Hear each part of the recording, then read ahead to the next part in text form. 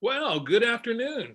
Good afternoon and welcome to another webinar Wednesday hosted by California State University's Bakersfield Small Business Development Center.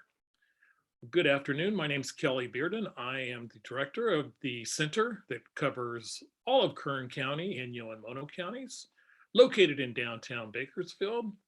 And thank you for joining us for this edition of Managing Your Small Business Beyond the Pandemic webinar number 109. So April 13th, as we truck on through 2022, got a great guest for you today. So let's get going. Okay, I'm going to cross things up a little bit, flip a slide on you for those that are used to it. And we're going to go right into our status and our activity for key relief. So let's look at some of our programs that are open right now. We're going to look at some of the, get some of the status and some of the action for pandemic relief programs that continue to stay open. So next week, we're going to get into a significant amount of the California Dream Fund. Right now, we're still asking you to email your interest to that program to caSBDC@ucmerced.edu. I showed you our Central California region. This is a regional program, so it covers the whole 14 counties of Central California. A program that comes from the state of California under the Office of the Small Business Advocate, and also is providing consulting, training, and resources, potentially even funding for those wanting to start a sustainable and active small business. Our Kern County Micro Grant Program remains open. So it is open, you have time and you have plenty of opportunities to get in. As always, we encourage you to reach out to your micro businesses that you might be working with. If you recall, farther down, we have the California Relief Grant that went through Lindustry.com. If you applied through the California Relief Grant Program through Lindustry, you are not eligible for the Kern County Micro Grant Program. So, but if you did apply for it and you never got funded through Lindustry, contact Lindustry. We're still having individuals that are getting funded, so please do that. Our Mono County Grant and Forgivable Loan Program remains open. We are encouraging you to see one of the two Jeffs in that region. We have actually Jeff Simpson in Mono County, and also their consultant working on this particular program, Jeff Lucas. EIDL loan is still open for increases and reconsiderations. It's really going to be your last shot, I think, to see 3.75% interest rate on a 30-year term for small business funding. So if you still need some resources from the pandemic, the Economic Injury Disaster Loan Program is open for increases and reconsideration. Also, we have the employee retention credit that is still open retroactively as far back as 2020. And then, so that's the fourth quarter of 2020 up to the end of the third quarter, September 30, 2021. We've seen a lot of really good things come out of the employee retention credit. And remember, it can be a credit that is used immediately. So it is not a tax credit against future years. It can be refunded for you immediately for immediately use in your small business. We believe the City of Bakersfield Restart Loan to Grant Program is still open. Encourage you to see Access Plus Capital or the Kern Women's Business Center for assistance with that particular program. We're still looking to see what's happening with the State Small Business Credit Initiative. That is that $1.18 billion that is coming through to the state of California to provide loans and potentially some venture capital for very, very small businesses, and also some of the larger businesses as well. But there are components of that actually are going for very small businesses. So we're looking forward to that happening. And I think we're within maybe a month or two on really getting that program rolled out and seeing exactly what it does. We mentioned the California Relief Grant Program, and it is through Lindustry and it is still funding. For those that did not go through the PPP forgiveness process, you probably are starting to get a bill now for your particular loan. Recall that it is a loan. The PPP is a loan until it is forgiven, and then it turns into a grant. And also, more restaurant revitalization funding has now a big maybe attached to it. This week, we saw the House approved along party lines a measure that would actually bring about $55 billion that would be repurposed. And we'll look at see what repurposed looks like, because we just went through repurposing last week with the $10 billion that went for COVID. So kind of looking to see what is out there for repurposing. But the restaurant revitalization funding, I'm going to just give it a maybe. Where we are now is we have passed the House, and it is at the Senate, where the Senate is actually recessed for 2 weeks. You know, we have a lot of people out this week on spring break. We used to call it Easter break. CSU Bakersfield is closed. Our students are enjoying this week in their spring break. Our faculty is enjoying this week as well. But the Senate's going to be out for 2 weeks. And so that will be reconsidered or considered at that particular time. My thoughtful analysis on that, or thoughtless analysis, however you care to look at it, is that it's going to need 10 Republican votes, which was something we just saw recently with the $10 billion that went for COVID. Okay, and we'll get into a little of that more in just a few minutes. We spend just a little more time with that. But let's talk about what's up today. Yeah, I threw you a curve, huh? I slid this slide behind our pandemic relief. I just needed to mix things up. So what's happening today on Wednesday, April 3rd, 2022, is recovery marketing tips as we continue to try to bring customers back, expand our base. We're going to get marketing tips from a marketing pro. When I tell you we're getting tips from a marketing pro, I will tell you this, that I actually meet with one person a month. I get advice for one person a month, and I'm sharing her with you today, okay? That's how much I think of our guest speaker, Claudia Newcorn. We did mention the House passed the $48 billion revitalization. Some of that I think brings it up to $55 billion is actually the correct total. There's money for gyms and for other uses. Now, also we saw in the news the last couple of days, and we do have some small businesses we work with that are sellers on the platform Etsy. And a lot of these are now actually staging a strike over a sales fee increase. The increase is going from 5 to 6.5%. We'll see how that shakes out in the next week, and probably talk about that a little bit more next week. But it's kind of interesting to see that really one of the big winners during the pandemic was the platform Etsy, which saw a huge amount of demand go up for their particular sellers. Their numbers of sellers went up, the number of volume that was done on their site. And as management is saying they want to increase the sales fee from 5 to 6.5% to use for marketing to sustain that particular growth. A lot of the craft owners on there that are saying we really don't have a capacity to do more, so please don't advertise anymore. And so now you have 20,000 sellers that are staging a strike with their particular stores for a week. So for our small craft businesses from there, next week, the California Dream Fund training is going to begin. Recall, the California Dream Fund provides training and consulting and a business plan preparation to those that are wanting to start a business. And we'll have more of the specifics. Got a great guest speaker that we'll talk about in a little while. And so the California Dream Fund is going to be one of our focuses of what is usually my solo monthly webinar. Also, the Kern Micro Grant Program remains open. We're still receiving applications.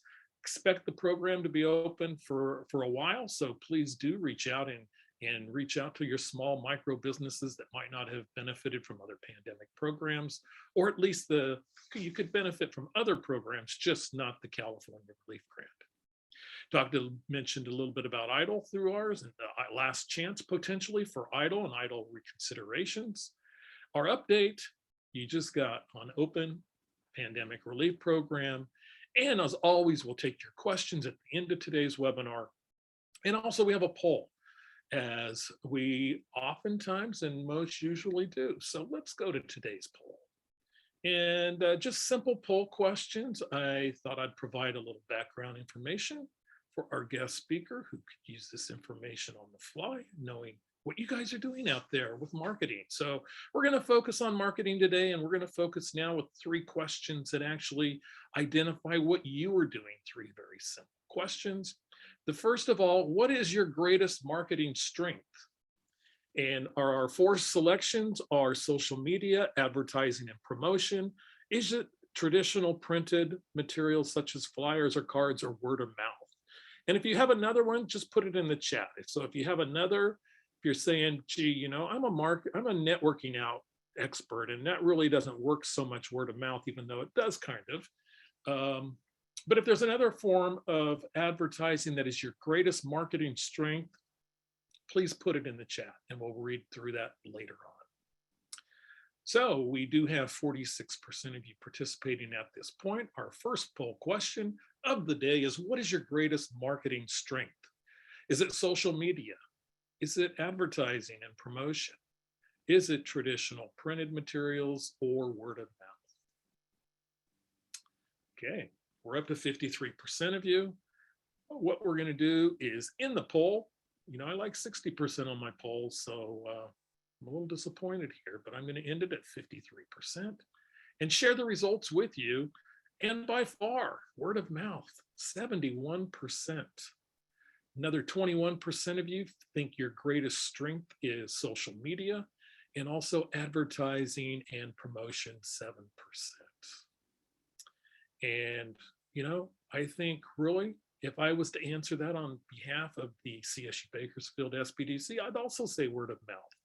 Even though, don't tell Maureen, our executive producer who's on today, who might disagree with me and say social media, which is also very strong. But it's that word of mouth from successful clients that really helps a lot. Thank you for participating in poll question number 1. Here's number 2. What marketing area would you like to improve? And again, same questions. Would you like to improve, or same responses? Would you like to improve social media, advertising and promotion, word of mouth, or printed materials? Printed materials being flyer, maybe newspaper ads, whatever those things used to be or are, etc. So we do have already 53% of you participating. One last shot at what marketing area would you like to improve upon? And it is social media, advertising, promotion, word of mouth, or some printed materials. And with 65% of you participating, and I'm going to end this poll, share the results with you, and we see that 47% would like to improve your social media skills.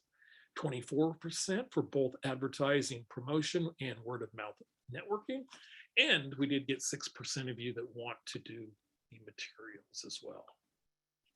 So our last poll question is going to be, my main marketing goal is to, 1, attract new customers, 2, retain existing customers, or both.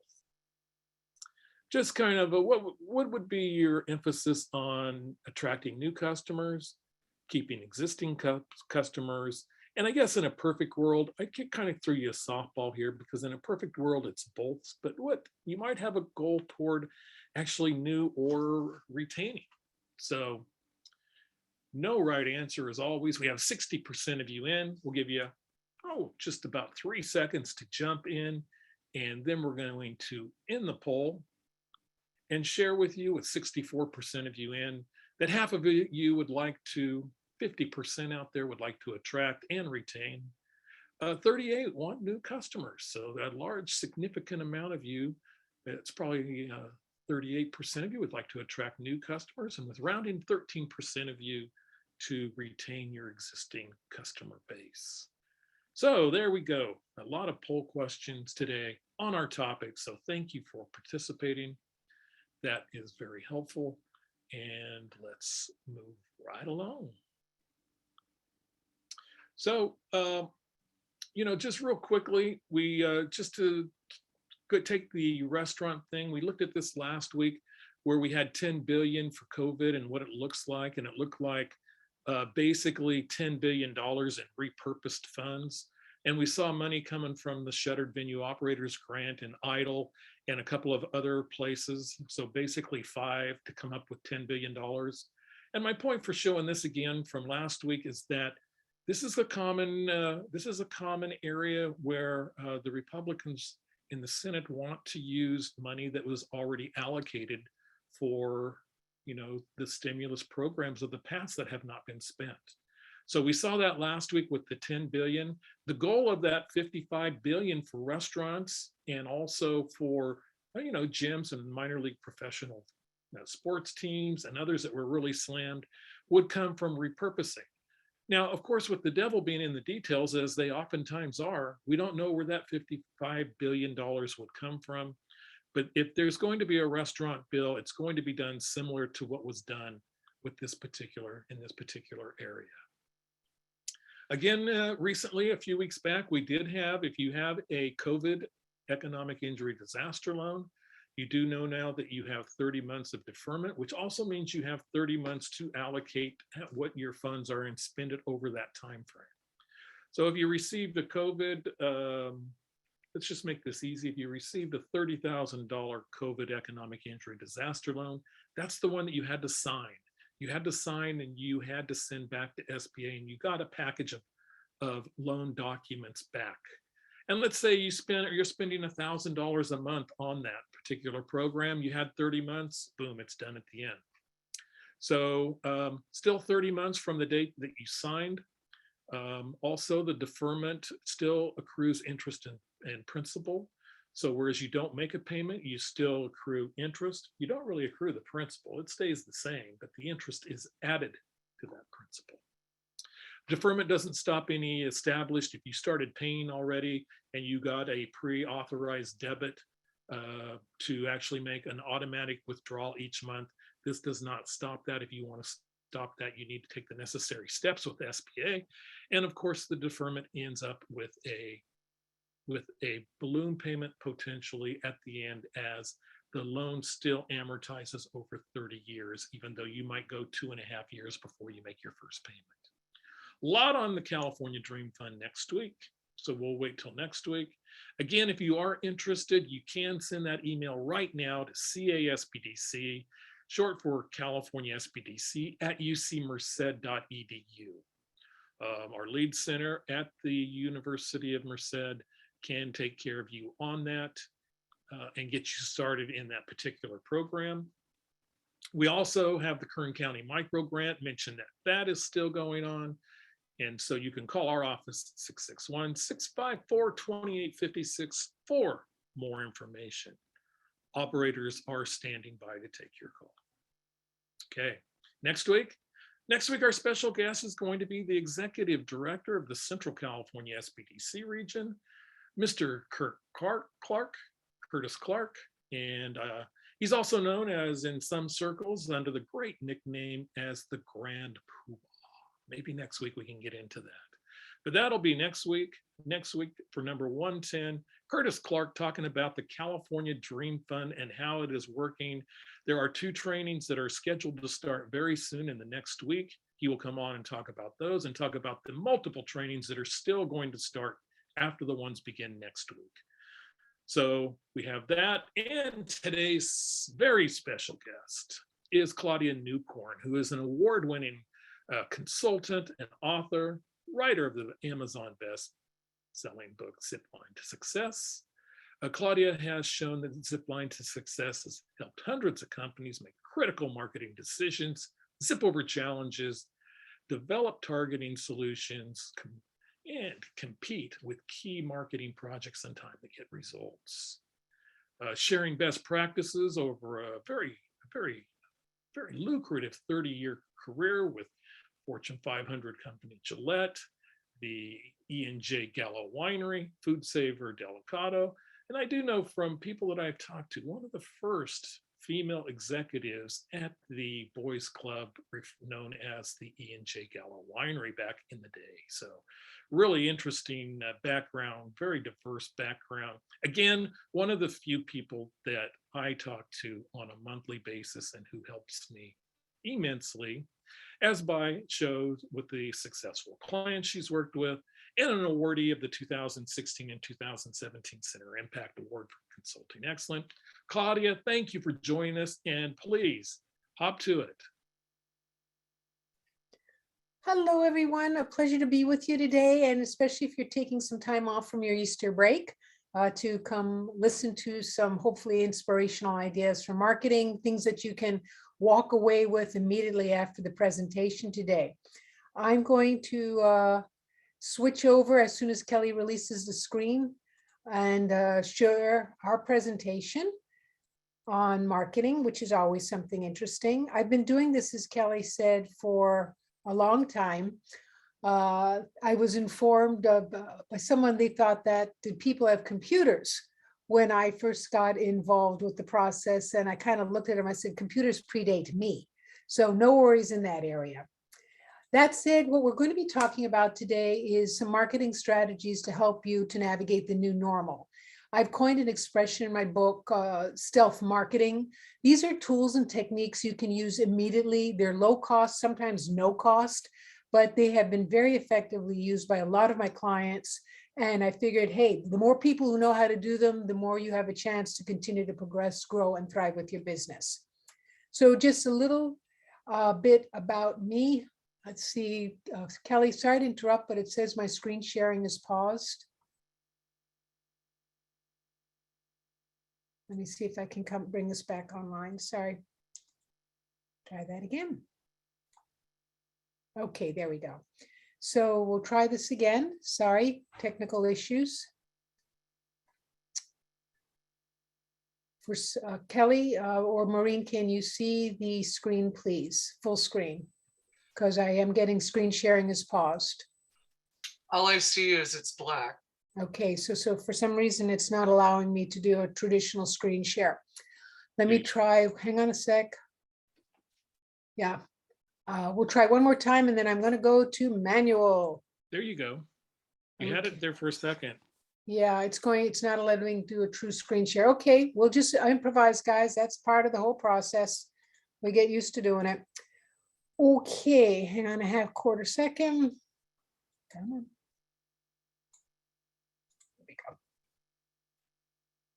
Can you see me now? Gotcha. Okay, super. Sorry for the glitch there, folks. Part of life, right?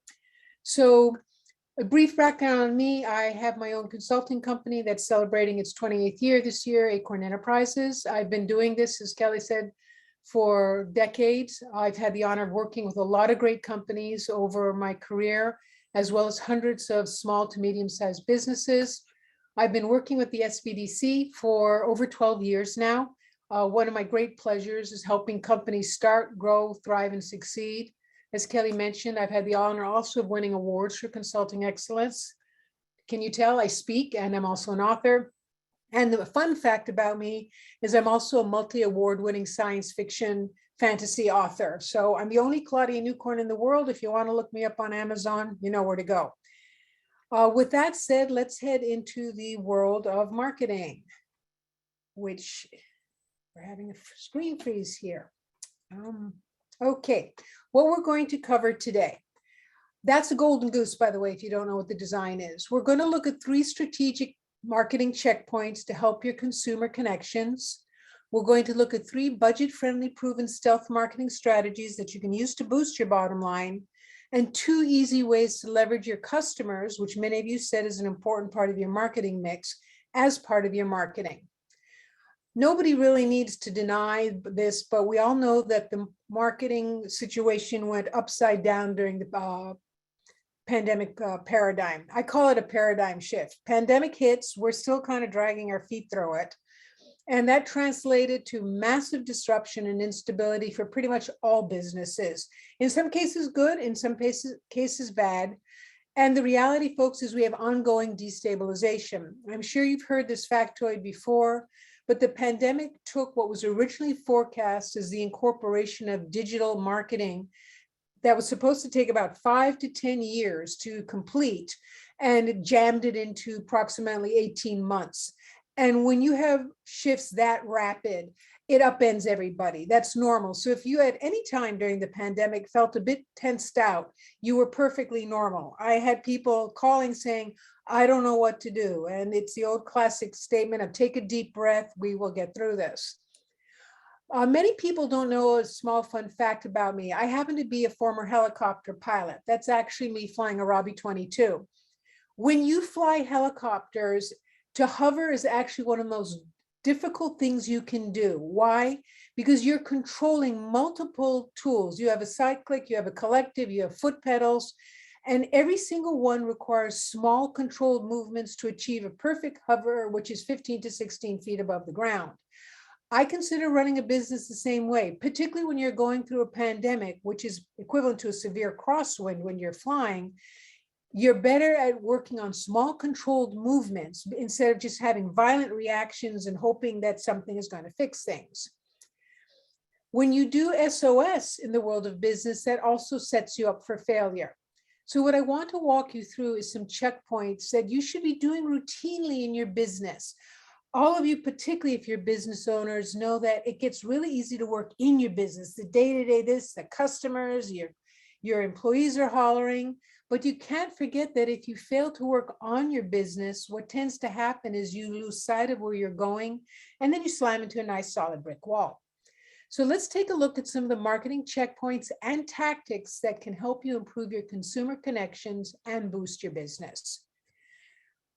First and foremost, I want you to focus forward and not backwards. Yes, having the pandemic has been you fill in the blank with your favorite word. But when we're under extreme pressure, our natural reaction is flight, fight, or freeze. That's embedded in our ancient brain, and it's not something we have a lot of control over. However, your reaction ultimately after the initial is, what are you going to do? And that is your choice. You can run, you can just completely panic, or you can fight. What I encourage people to do is what I call the 3 A's for business. First, accept. This is the now normal, and adjustments are going to be continuous. We're in a new marketing environment, and saying, oh, what is it going to go back to what it was? I'm going to tell you it's not. That's tantamount to saying, well, when are we going to go back to not having the internet? Barring something none of us can imagine, that's highly unlikely. Agility. I encourage you to be open to all ways in which you might increase sales and to stay agile to sustain momentum. And you're probably already going, I'm already too busy. How do I address these things? I'm going to give you some tools and tactics. And adapt. Always be looking for opportunities to get creative. I'm going to share with you some amazing things people have done. You may be able to plagiarize the concepts and adapt them to your own business, but they were great illustrations and continue to be of how they took the 3 A's and ran with them. So let's take a look at how you can adapt your business and boost sales, which most of us would like to achieve. First and foremost, please, I've got still a lot of clients who are going, well, who moved my cheese? There's a marvelous book about literally entitled Who Moved My Cheese, which comes from a mindset that people get kind of cozy and happy with what they're doing. We've been doing it this way for years, and then everything blows up. And instead of saying, I need to fix this, I need to move, they go, but you moved my cheese. I want my cheese back. I figured out the labyrinth. I know how to move through the maze. Why did you move my cheese? Dump that mindset. That's all I can tell you, please. The cheese has been moved and it's going to keep moving. And you again have a choice to complain or say, all right, dang it, I don't like it, but I'm going to do something about it.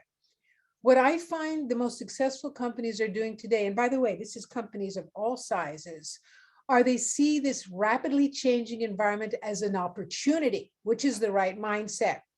One of the things many of the business owners I'm talking with who are succeeding are saying is, let's get my team involved. You're going to have employees that are going to, have a little cheese with that wine. Please encourage your teams to realize this is reality. Forget the word no, or we never do it that way, or we've done it this way for years, and get them to belly up to the bar and help you look for creative ways. They're your boots on the ground. They're talking to customers. They can ask questions and bring back some amazing data. Powerhouses like Walmart, JetBlue, Southwest Airlines leveraged their employees and said, bring us back great ideas. If we incorporate them, we'll remunerate you with bonuses. they credit those practices to the successes of their companies today. Are there any creative partnership opportunities? Can you work with other companies to cultivate business relationships? So for example, if you're an olive oil company, could you partner with a cheese and a vinegar company to come up with special gifts and packages? Very often we tend to get isolated in our own little bubble. Partnerships, cross-pollinating as I call it, is extremely powerful. You can work with other businesses in or outside your industry, but look for ways that you might say, well, I'm a winery. Okay, can you work with a cheese company? Could you work with an art company to help create events?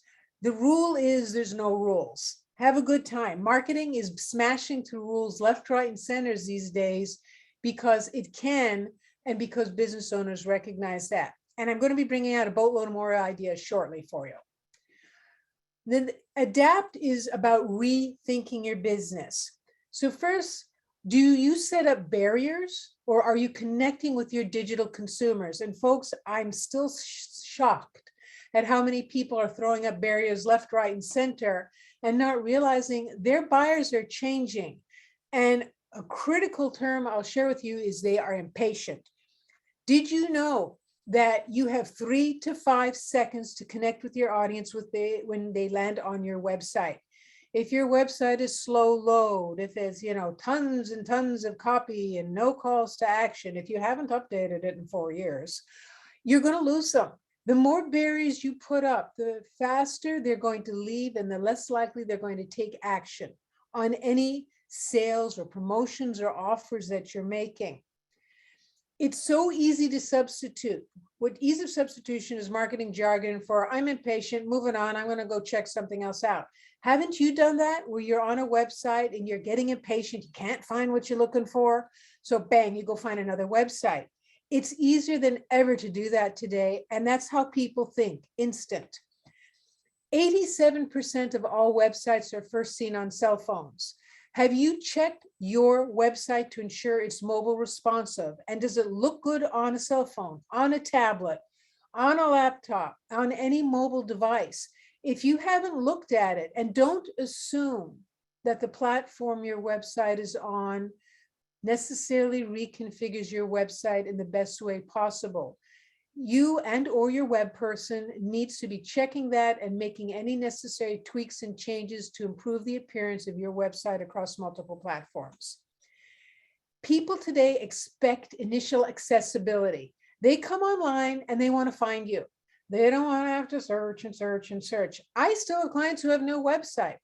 And even if it's a simple landing page, folks, and you want to do it yourself on WordPress or Wix, or even Google My Business gives you these options, you've got to have a website. If you don't, you're going to have trouble being found by Google search. And by the way, some recent data I ran across literally this week, Google has become he's not the 80-pound gorilla or the 800-pound gorilla, he's the 8 million pound gorilla in the room. And while Yelp and Bing and the others still have some small market share, Google's taking over. And so if you don't have your website, you're going to have trouble with Google My Business, which means you're going to have low visibility issues. They expect your website to be easy to navigate and use. Thank Amazon for this. Yes, I know we all love Amazon, but Amazon is, again, another 800-pound gorilla, and people are used to going zip, zowie, and swish and finding what they want. I'm not saying you have to be Amazon, but can I find what I need to on your website quickly? Remember, 3 to 5 seconds. Maximize your visibility online. I can't emphasize this enough.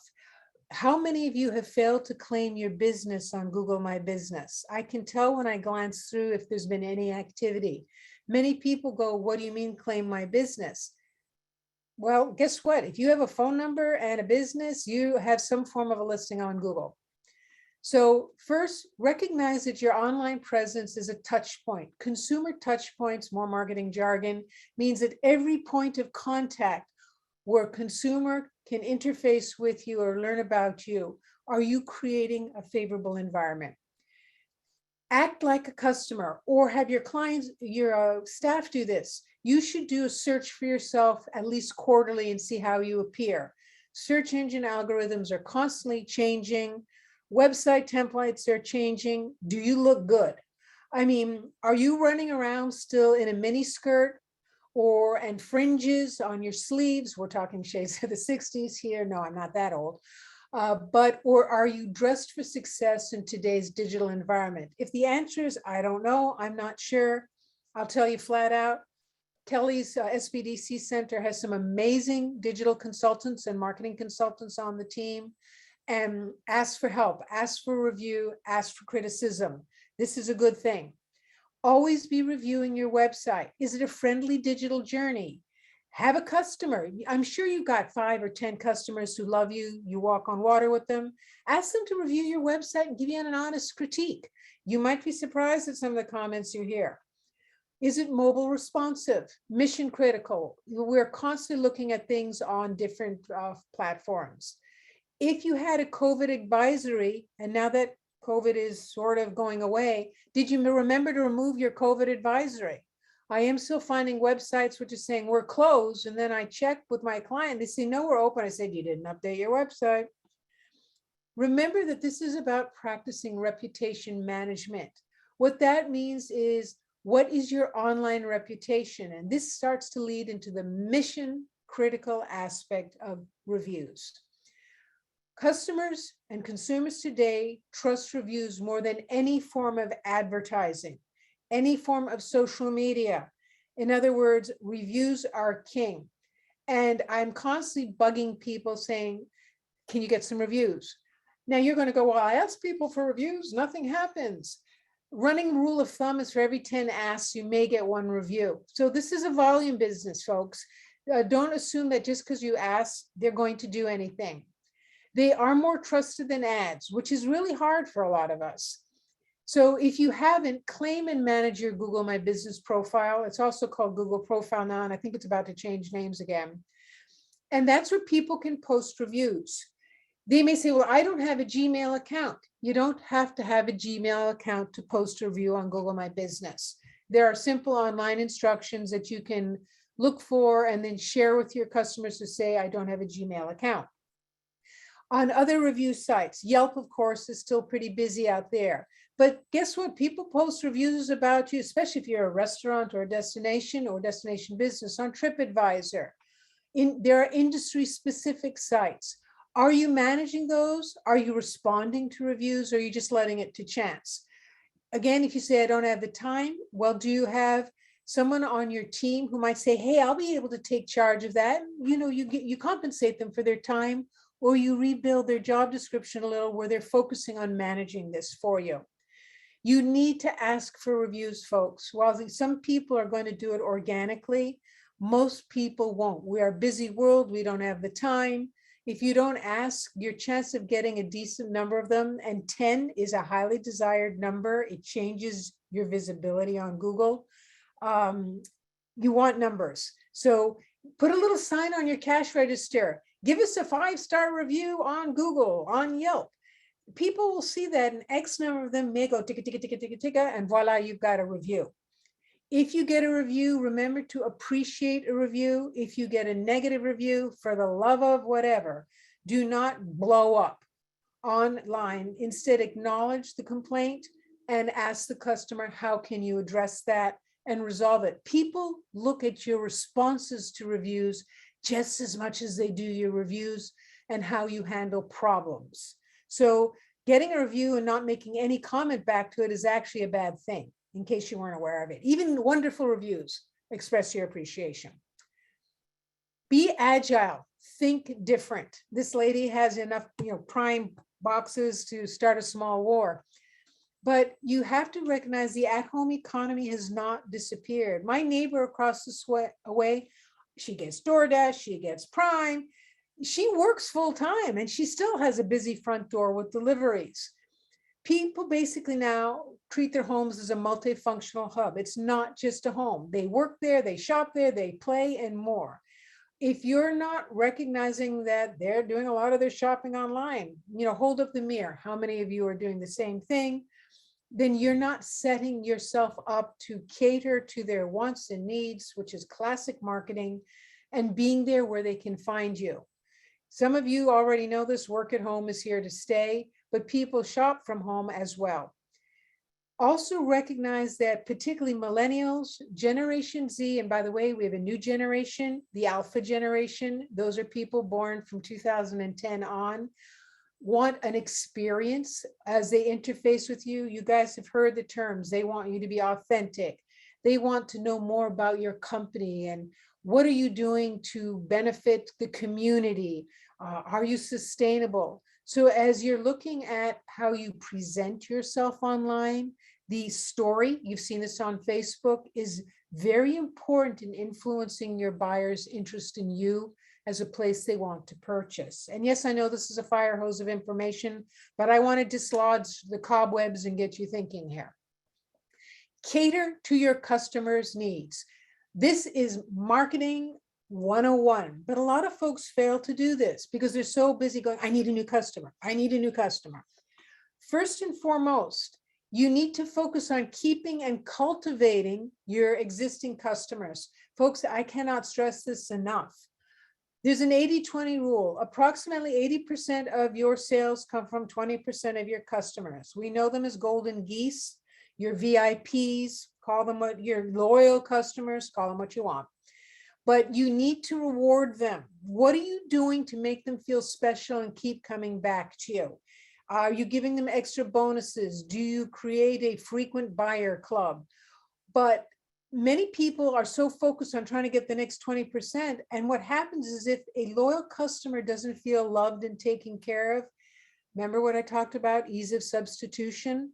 It's very easy for them to find somebody else. There are plenty of coffee shops and bakeries and dry cleaners. What are you doing to take care of them and making them feel loved? You can look at bundled services. Buy this and get this. This adds value. This cultivates loyalty. You can cross-pollinate and say, when you buy from us, you're going to get a coupon from my another store down the road. And people may say, great, I'm getting added value. This goes back to our partner programs we were talking about earlier. If you can't meet with them in person and you're a yoga studio or a health counselor or a beauty counselor or a coach, Zoom consultations, we're Zoom Nation. Are you on Zoom? If the answer is no, now's a good time. Create ambassadors to lure new customers. You have no greater salesperson than your existing customers. One of my clients, Shea Holmes Trilogy, Active Lifestyles, they actually take their happy home buyers and make them ambassadors. They get special labels, they get special clothing, they get little crazy rewards. And when someone has expressed an interest in buying a home, they call in the ambassador. The ambassador is a homeowner. If you're a prospective home buyer, who are you going to trust the most? A salesperson or an ambassador? Do you have any ambassadors among your clients who would be happy to help you develop your business? Influencers, things like that. In other words, what you want to do is develop a connect plan with your customers. If you're just randomly checking it at the wall and hoping it sticks, usually it slides down the wall, to be honest with you. Localize your experience. I can't stress this enough. We're sometimes so busy focusing on the universe, we forget we've got a lot of things going on locally. Think community, think hyper-targeting. When we shut down, it made a lot of people realize their neighborhoods and communities were very, very important. You know, we were also busy focusing on buying anywhere online. We forgot we had a lot of important local businesses here. And what I'm seeing now is a lot of people still want to shop local. They want to support their local businesses, confidence and quality and safety. Plus, they want to help companies get back on track. They saw a lot of businesses shut down, often places they may or may not have patronized. They realized that if they don't shop local, that could continue. That isn't over yet. We had dozens of restaurants in our community full, ones that had been around a long time, because they didn't pivot. They weren't ready for curbside. They didn't know how to do it. You all heard the story. It was really sad. I can't emphasize enough connecting local. There's been a massive surge in local social media groups, networks, and communities. One more set of connections, and you're going, well, where do I find these people? Check Nextdoor. Nextdoor has a lot of locally based groups. You can actually they actually have local marketplaces. So does OfferUp. Facebook has a marketplace. There are Facebook groups, local LinkedIn groups. Just literally Google next door in Bakersfield, next door in fill in the blank, Visalia, wherever you live, Facebook Marketplace in and put in your community. You will be shocked in a wonderful way at how many local groups where people can post their businesses, promote their businesses exist, and you probably have not tapped into. Ask your customers where they're gathering online. I mean, I have been amazed at where I'll say, okay, what Facebook groups are you on? Are there any local networks you're a part of? And they go, oh yeah, that. This is where your employees can be really helpful.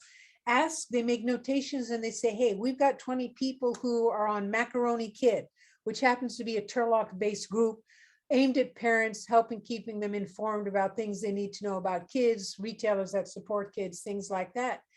If my client, who happened to be a child care facility, hadn't asked, she wouldn't have known about it. Think local, tailored, and personal. Engage.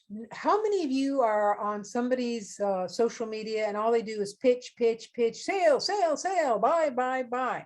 That's called promoting. How many of you at some point stop following them because it gets old fast? You need to tailor your messages to specific groups and appeal to why that group is formed. If I am on an author's group, I'm an author, as you know, and all I do is try to pitch my books. In some cases, I'm going to get kicked off, but I'm not bringing anything to the party. Instead, for example, on my Facebook page, I give people writing tips. I share writing resources. I share other authors' activities. And so my author page following is growing steadily because people feel that I'm taking time to educate and inform them. When you shop local, like their pages, write a review for them, support them and ask them to support you. Practice what you preach. If you can, sponsor community efforts, center groups, host a virtual event. Let everybody know you're walking the talk, not just pretending to do things. These are all simple ways, by the way, and in many cases low cost, except for time, that allows you to build your business without spending beaucoup bucks. So let's drill down a little further here. What is stealth marketing? It's a yeah, I sound like the Three Stooges. It's a term I called years ago to say, how can you do this without a lot of money? Because let's face it, most of us don't have honking big marketing budgets. If you do, I'm happy for you and go for it. You may all remember the Marvel Comics hero, Captain America, and his nebbish appearance during the original Captain America movie. Stealth marketing is really maximizing the minimal. It's saying, okay, what do I need to do to bulk up, even though I may not have a lot of money to do it? I'm going to share with you some really successful techniques and tactics that I've helped my clients use. And frankly, all of you can run with them. Are you hiding inside your vehicle? This is an actual SBDC client we worked with, or I worked with up in Sonora. They are a home assets, fireplace, barbecue company. This is their truck. Now, if any of you know the Mother Lode area, you know that it is a drive-based community. You drive everywhere. Billboards and everything else don't work real well up there. Make your vehicle a traveling billboard. You can use magnetics. In other words, science, and you might say, Claudia, I don't have a truck. Well, do you have a personal vehicle? Can you get a magnetic done at your local sign maker? And when you're working, you put a magnetic up on the side of your car or truck. When you're not, you peel it off. You can do window clings. Many local sign companies make these. They can be put on the back of your vehicle, on the interior, and they don't obstruct your vision. Something very easy to do. If you got a little bit more money, car wraps. You've seen them, the cars that go by with all these beautiful decorations and promotions. I want to show you how a simple change from that truck you saw allows this company to sell, and sell some more. And I had them tracking results, and they said they saw a real uptick in people walking into the store and contacting them. This is the same vehicle. Notice what they are doing. They really made their logo and their history prominent. They briefly summarized what they did, phone number, website. Remember, a person can take a quick snapshot with their phone while they're sitting in traffic. And the key selling points. right there on the side of their vehicle. And because they had a back window, they also posted it there. How many of you have vehicles you could do something with very simply to promote your business and you're not using it? Okay. Many of you have physical places. Please avoid nude windows. I go by most companies and their windows are usually naked. Now, they may have some product or things in the window, but they're not maxing it out.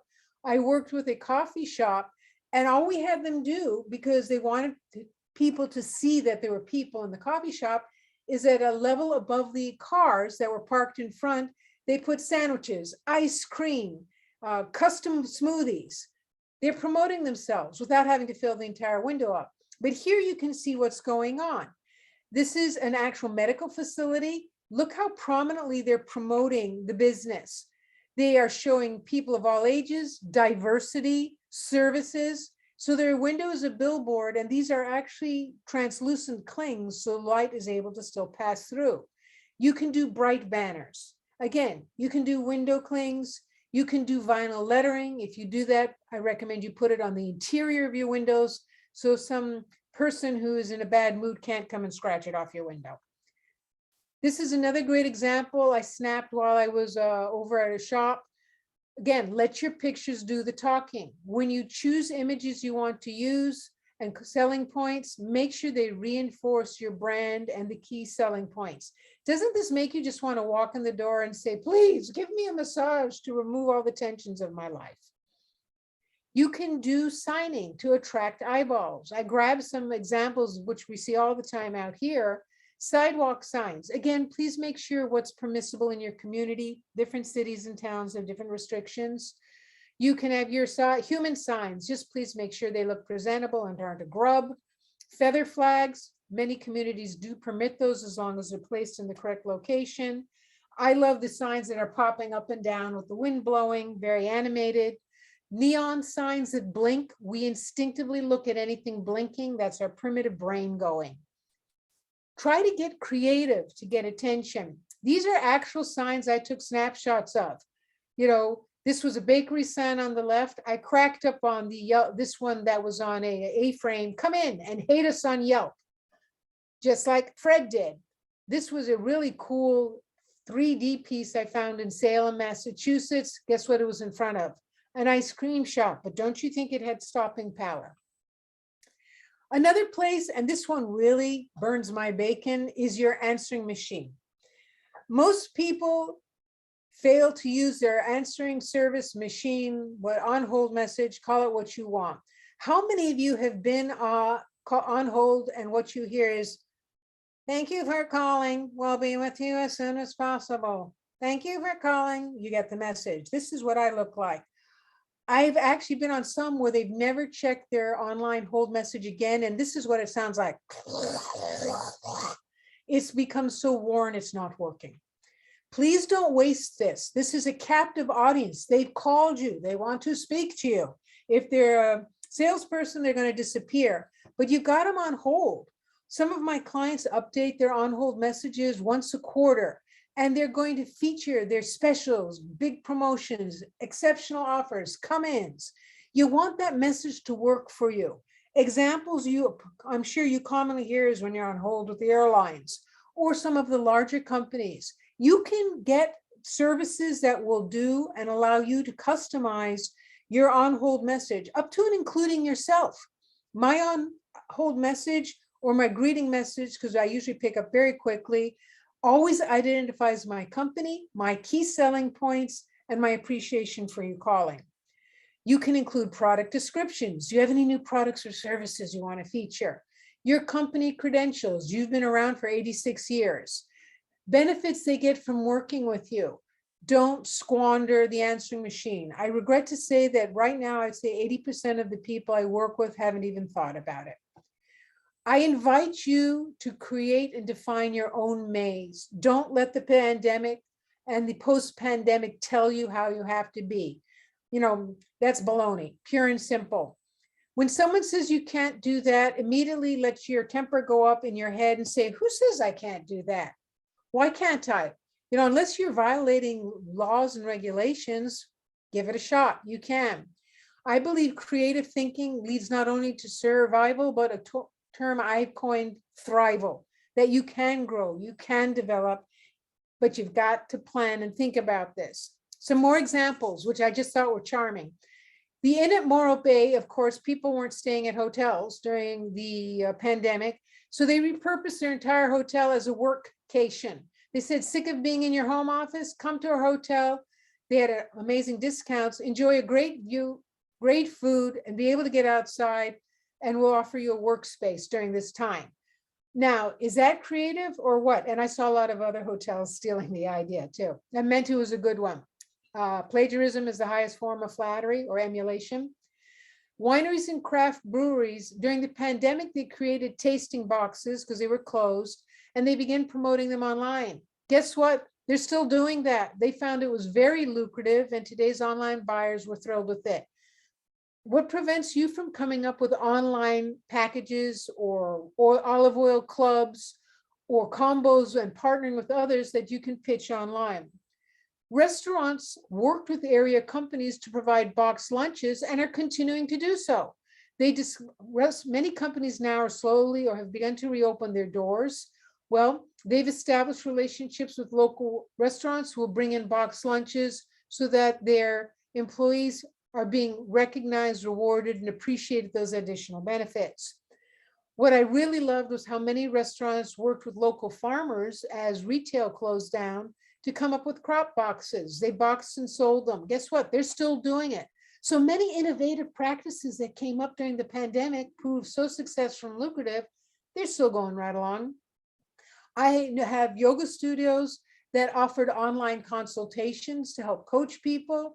They've developed online wellness packages to stay connected. You don't always have to go in to sell your products. So they'll have people working with them as the yoga instructor, and they're all zooming in doing yoga. Again, creativity, some of the most amazing creativity I'd seen in years bubbled up and started during the pandemic and is continuing. One of my clients, Shabika's Olive Oils, put into place flat rate shipping any size so that people who were shopping online felt it was very worthwhile. Event centers, they pivoted over to initial no deposit contracts to reduce financial risk and have to refund the money. Many of them have continued to do that or adjusted that so that people feel, okay, I can sign up, but again, the pandemic's unstable and they're not taking a risk of getting shot in the shorts if suddenly the venues have to shut down and they won't get their deposits back.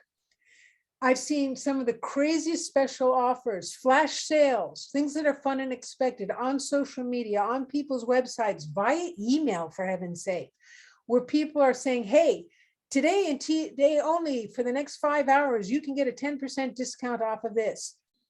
Many of you probably aren't stopping when you're receiving these from other clients to say, hey, I could do something like this, but how do I do it? In comes the SBDC. Have us help you figure out how to tackle this. I encourage you to try different things, what I call making small bets, and carry the good ones forward. Some of the things you try are going to flop. It's okay, but some of them are going to succeed. And as you find out what connects with your customers and generates results, those are the ones you want to dial up your efforts on and your success. Please pulse check your market and clients. This is, again, classical marketing. You need to always be checking what your clients do. How many of you knew there was a generation alpha behind the generation Z, who's behind, the millennials? Many people just think their clients stay the same. They don't, folks. Your clients are growing up and getting older. Those young 20-somethings of 5 years ago are parents now, and they're buying homes. If you're not keeping your finger on your changing marketplace and your clients, I guarantee you, you're going to start missing them because you're not current with their wants and needs. As you know, you'll be able to download this presentation off the website, but I wanted to share with you quickly some great free market research resources that will help you amazingly so. US Census just came out with 2020. Go to US Census Quick Facts. Boatloads of demographics on your communities and your counties. I use it all the time. You can compare markets with very simple efforts. Town charts at towncharts.com. As people relocate, they want to learn about the communities they're going to. So a lot of these have a lot of updated, great free information on your community that you might not even know because you've been living there for a while. City Data is another great one, city-data.com. Data USA.io provides lots of profiles of markets. Again, this is why I listed all of these so you can look at this when you go to the presentation to review it. The SBDC, guys, you may or may not be an SBDC client. And by the way, if some of you are coming in from other markets to watch this, there are SBDCs all over the place. Our centers alone serve 14 counties throughout Central California. You can become a client. It's no cost, and you've got experts who can help you. The SBDC centers have access to targeted behind paywall research centers that can help gather data for you at no charge to you. Kelly's team's amazing. You've got the website. Please go there and sign up if you haven't already, and take advantage of a boatload of amazing consultants who are doing this to help their community. They're experts. Please remember, marketing is a marathon, not a sprint. I can't emphasize that enough. I'll have people go, well, I did this, nothing happened, or I did this, now what? It's an ongoing process. In my days at Gallo and Gillette, we were setting up our marketing activities 12 to 18 months in advance. I'm not saying you have to do that, but it's an ongoing process. I encourage you to recognize change has become permanent. So are you future-proofing your business and planning ahead? We can't predict the future. You know that old normal is history. What you do know is change is going to continue, and consumers are going to continue to evolve and adapt. It is mission critical. This goes back to working on your business. Up Periscope, what's going on? How do I need to change? If you aren't changing, guaranteed you're going to have some royal shock coming at you much faster than you expect. I encourage you to be proactive and not just reactive. And how do you do that? You strategize for what ifs. I love this, flower rising through a crack in the pavement. We've all seen them. Sometimes they're weeds, but they're still nice looking. Reacting always leaves you behind. I can't emphasize that enough, because you don't have time to plan, respond, budget, put things together. Proacting puts you ahead. And from there comes the what if scenarios. You want to say worst case. So let's work right now. Worst case scenario, the pandemic comes back and things have to tighten, mask mandates come back, restrictions, people become more cautious. That could happen, folks. I hate to say it. Are you ready for it? Just in case. What are you going to do to respond to it? What's the likely case? We continue to trundle along kind of the way we are now. Some people are very cautious, others are throwing their masks to the wind. What does that mean for you as a business? Best case, they come up with a cure for COVID and we don't have to worry about it and we can move on. But you should, very simply, these can be one pagers, have a worst case, likely, and best case scenario, and then say, in the event of any of these, what are the steps we are going to take to be ready for it? I can't emphasize enough, and you guys all should know this, profits are king, not sales. We all want sales, but I've had people who give me their P&Ls, and by the time I get to the bottom line, they're losing money with every sale.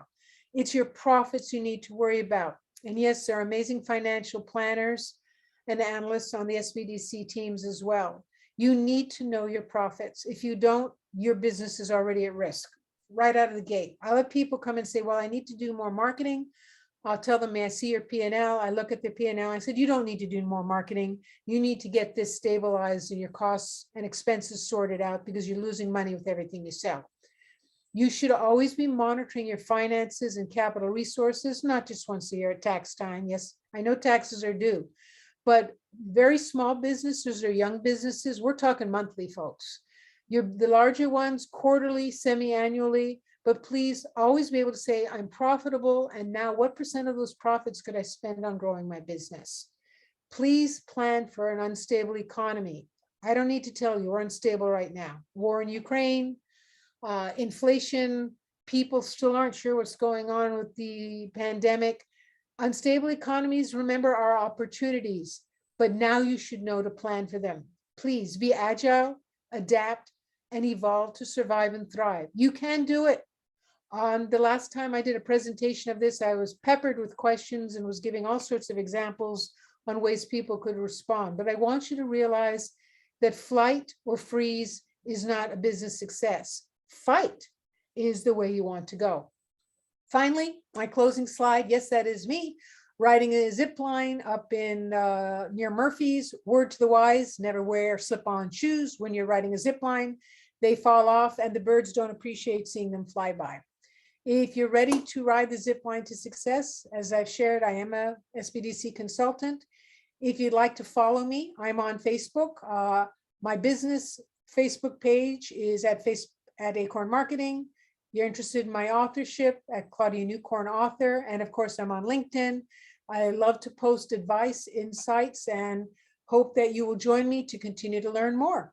And with that said, shutting her down and turning myself over to the capable hands of Kelly Bearden. Fantastic. Absolutely fantastic, Claudia. And now I know after listening to that, all I want for Easter is a honking big marketing budget. Okay. Honk, honk. So it looks like I don't have many questions for you today. You know, I think when you're that thorough, you don't get too many questions. Just jumping into the chat before we leave, executive producer Maureen Busher-Dang has provided us with a lot of resources on the CDF and the Kern County Micro Grant. And that's about it for this week. So Claudia, as always, a pleasure to listen to you. Loved all the marketing tips, great information. Thank you for joining us. And I look forward to our monthly call later this month. So Thank you all very much. For Claudia Newcorn, I'm Kelly Bearden, and we'll be back next week with the Grand Poopah for a look in on the solo edition. Limited guest speaker next week, a lot of details. We'll see you then. Everybody have a great week. Bye-bye, everyone.